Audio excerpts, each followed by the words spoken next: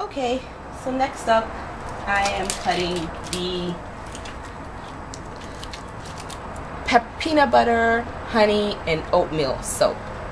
This is the one that I made with real peanut butter, organic peanut butter, and raw organic honey, and raw organic oats.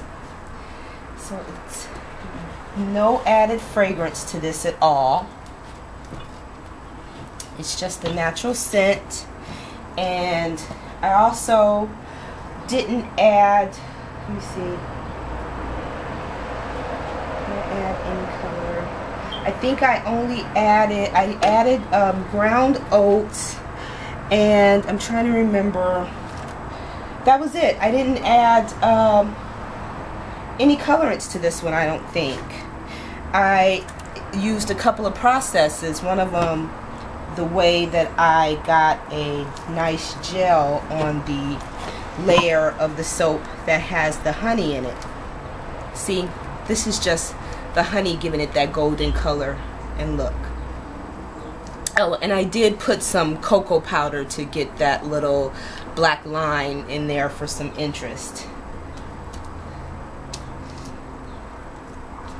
Other than that, that's it. This is a really long, this one was in that really long log mold of mine that's 2 feet long.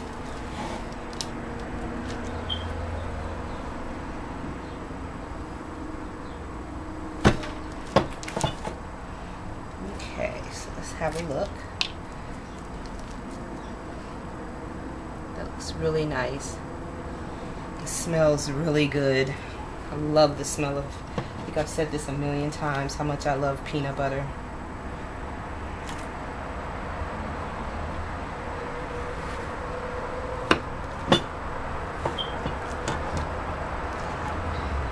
Very, very happy with this one and the way that it came out. Very earthy, very beautiful, if you like earthy.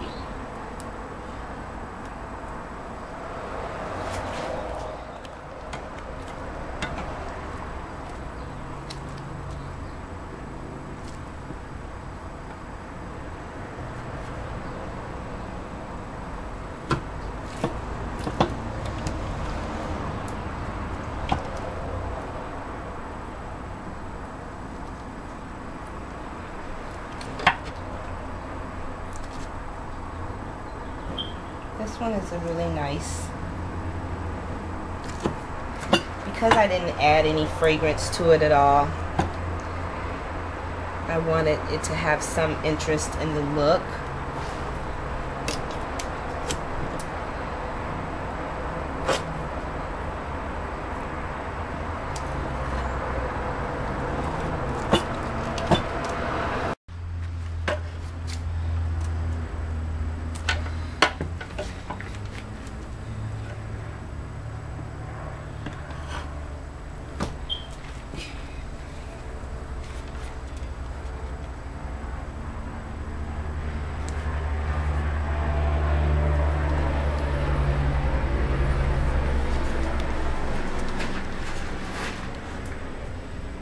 Because of the honey and the gel stage that this one went to, this one is really, the bar is really hard already.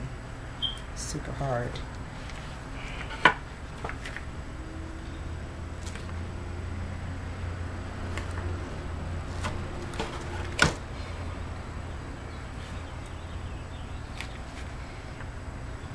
Now this one is a little bit stickier, and that's because I used a lot of honey in the batch, which is what I wanted. So I just know that I'm going to give this one an extra couple of days. Not much, it won't take much longer, but just an extra couple of days for it to harden up as much as my others.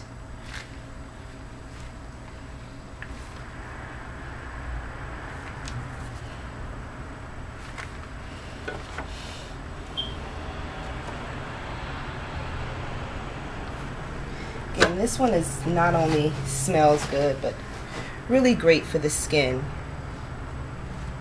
It's got not only the peanut butter, but it's also got the honey, raw organic honey, and raw organic oats. So it's a nice soothing bar.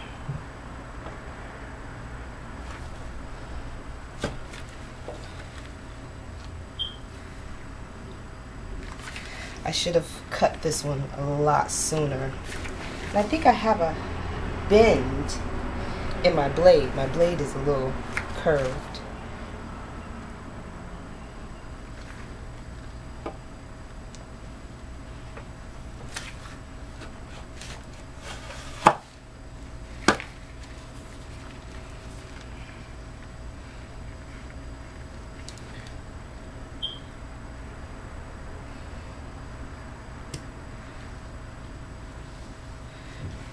This over a little bit to accommodate this second row. I'm gonna have to start. That's an end piece. So.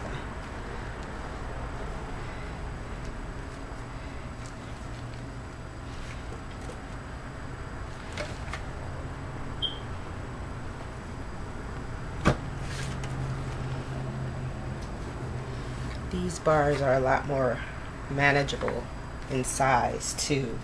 I kept them pretty close to my 2.5 inches in height going this way, and they're 3.5 going across. And most of my loaves are between 17 and 24 in length, so that I can make a good amount. I know what on this one, this piece, I messed up the bottom, taking it out of the mold. I don't know how I did that. I accidentally took a plug out of the bottom in one section.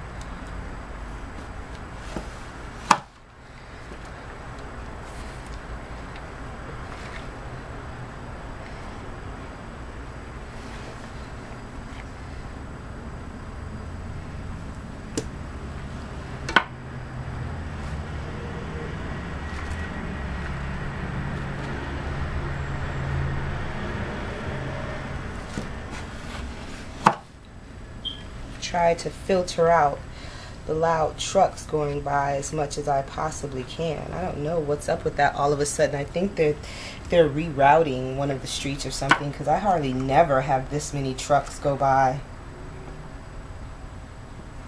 I'm on a pretty secluded street, or so I thought.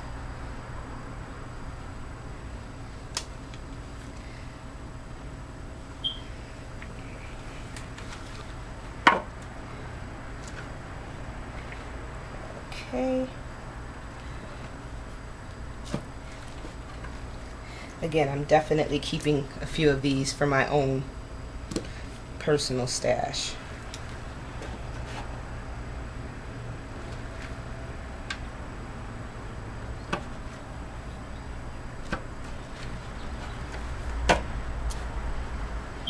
All right.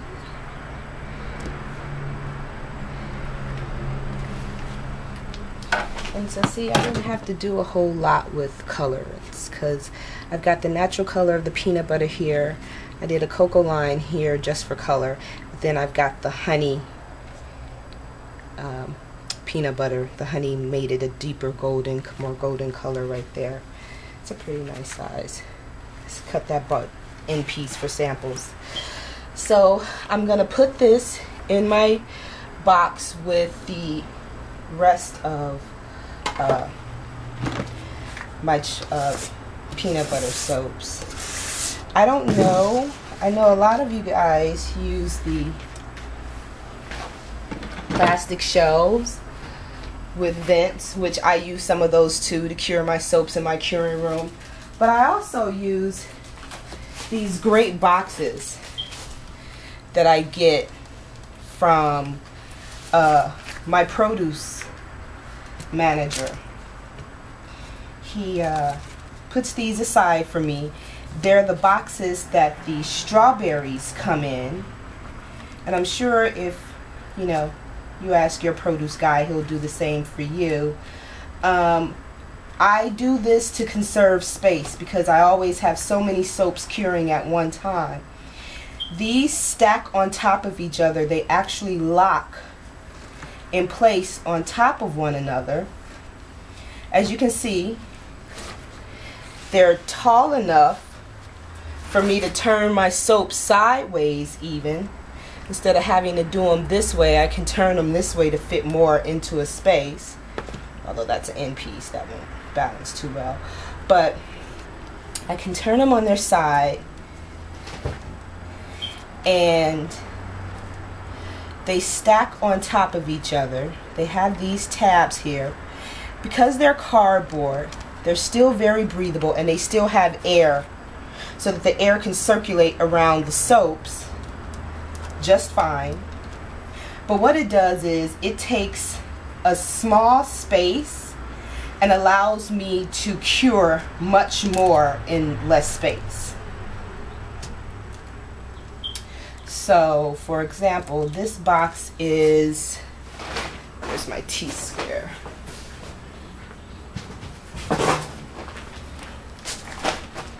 This box is 20 by 15 on the inside, and they stack up to 300 pounds, so I won't have a problem with it, you know, being too heavy for my soaps or anything like that. I'm gonna put these little end pieces in there too. And so just to show you really quick what's so great about them, I've got this tray filled with soaps. Okay, I've got my plain peanut butter, I've got my peanut butter and chocolate, and now I've got my peanut butter and honey. And so all I have to do is when I go put them in the curing room, I stack another one right on top. I still have all this space here for air to circulate. I keep a fan in my curing room. And the great thing about these, again, I can stack in a 20-inch by 15-inch space. I can stack well over a dozen of these. So I just wanted to show you this. You might want to go down to, if you're, you know, being conservative with space or running out of space, you might want to just make friends with your produce guy like I did, my produce guy Nelson. These, like I said, are the strawberry boxes, but he's started saving other boxes that are now coming in made like this because he knows I make my soaps. So he just puts these aside for me. They're free, and they're a great way to conserve space and still cure and aerate your soaps, get your soaps nice and hard. So I'm going to go put these in the curing room. I have about, so far, I think he's given me about 40 of these. So they're working out really great. I absolutely love them. And again, it really saves curing space in my curing room. So I just thought I'd share that with you guys. They're free. They work great. I'm sure your produce guy and your local produce guy will be happy to save them for you, or you just come on a regular basis to grab them because they just tear them up and throw them out anyway. Especially in California, the stores, there's a cardboard recycle law where all the stores have to break down and recycle the cardboard. So I just go in every morning, every other morning that I'm there, and grab whatever he's got stacked before he has to destroy them or put them away. So, alrighty, see you next time around.